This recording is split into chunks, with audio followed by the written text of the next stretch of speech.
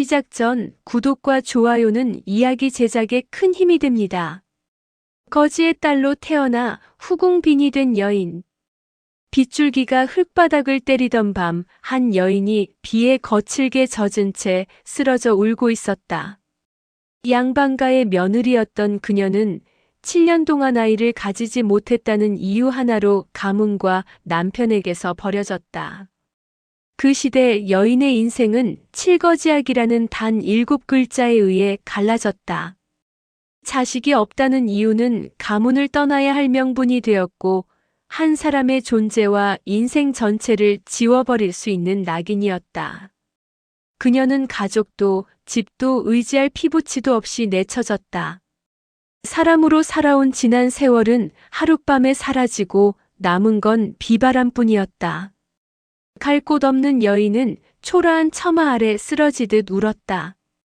그리고 배를 뒤틀듯 밀려오는 극심한 통증. 그 순간 여인은 직감했다.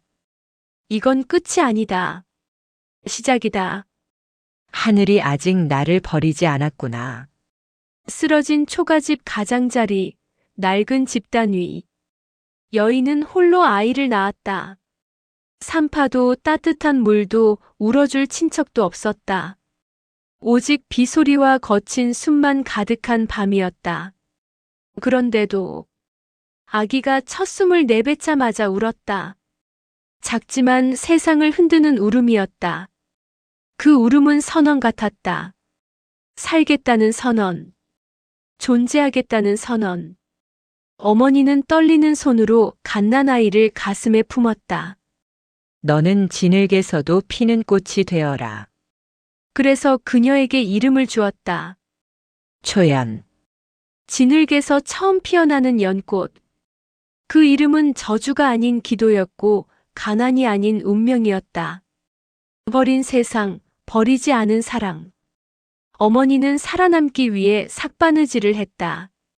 낮에는 남의 옷을 꿰매고 밤에는 딸을 품어 추위를 나눴다. 가진 건 없었지만 더 잃을 것도 없었기에 두려울 것도 없었다.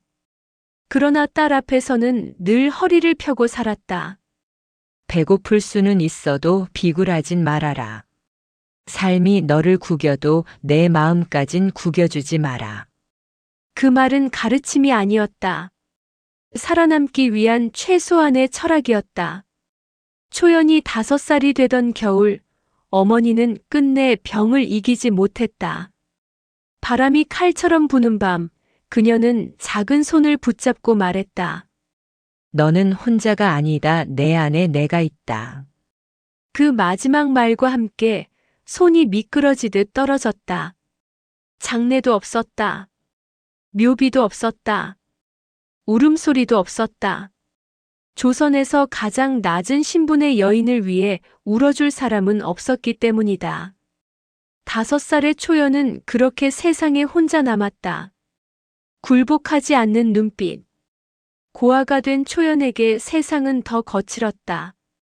저작거리 아이들은 그녀를 놀리는 것이 아니라 사냥했다. 거지 초연이다. 딱 봐도 빈털터리. 너랑 똑같네. 그들은 그녀를 밀치고 자루를 뒤엎고 음식을 뺏고 비웃었다. 하지만 초연은 쓰러져도 천천히 일어났다. 울지 않아서가 아니라 울 틈을 허락하지 않아서였다. 가진 건 없어도 나도 사람이다. 서늘한 한마디에 아이들이 멈칫했다. 그녀는 강해서 강한 것이 아니라 휘청거려도 흔들리지 않았기 때문에 강해 보였다. 밤마다 멍든 팔을 끌어안고 중얼거렸다. 오늘 울었다고 내일도 우는 건 아니야. 그녀는 가장 센 자가 아니라 가장 많이 다시 일어난 자였다. 살아도 된다는 허락. 장터에서 국밥을 팔던 노파가 그녀를 유심히 보았다. 넌 참 자주도 일어나는구나. 떡 한 조각을 건넸다. 살아 있어라. 내 눈빛이 아직 죽지 않았다. 그건 동정이 아니라 허락이었다. 살아도 된다는 허락. 그 말은 초연의 발걸음에 처음으로 살고 싶다는 의지를 심었다. 궁, 운명이 흔들린 날.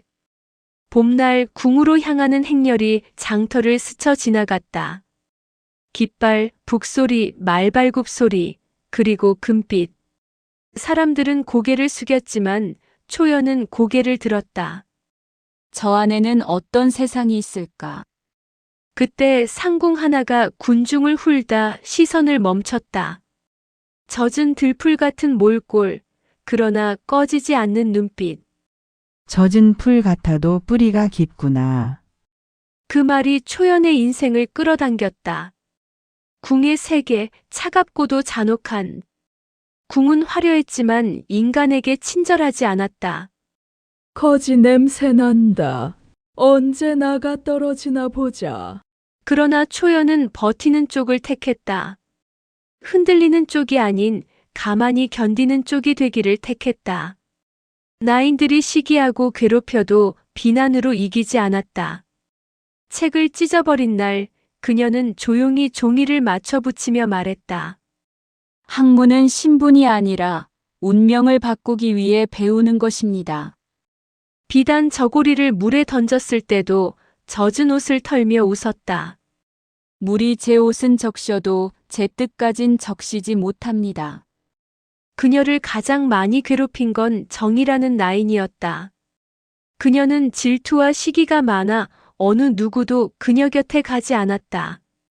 그런데 어느 겨울날 정이가 배앓이를 하며 눈 속에 쓰러져 있었다.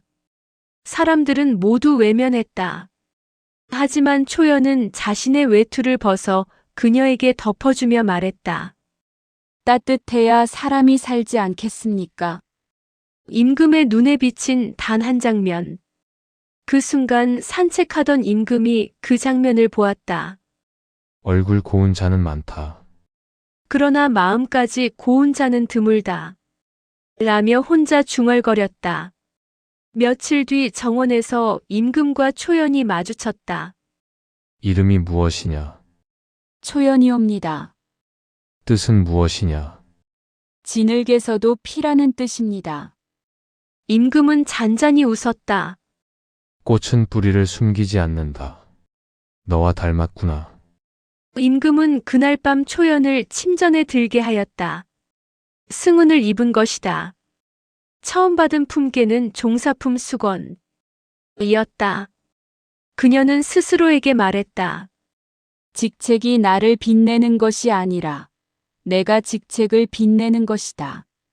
새벽엔 서고에서 글을 읽고 밤엔 경서를 베꼈다. 높이 서려면 속이 더 깊어야 합니다. 종산품 소용, 정산품 귀인, 정의품 소위. 자리와 시기가 모두 올라갔다. 결정적 사건은 흉년이었다. 초연은 비단과 폐물을 팔아 굽는 백성에게 쌀을 보냈다. 누군가 말했다. 총애를 잃으실 수도 있습니다. 초연이 답했다. 총에는 흔들려도 굶주린 아이의 오늘은 흔들리면 안 됩니다. 그 말은 곧 임금에게 닿았다. 나라의 그늘을 품을 줄 아는 여인이다. 그리고 마침내 임금이 선포했다. 초연에게 종일품 빈의 책을 내리노라.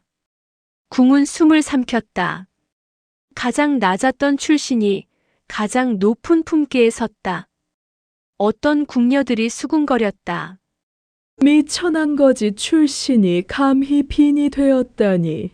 그 소문이 초연의 귀에 닿았으나 그녀의 얼굴엔 분노도 동요도 없었다.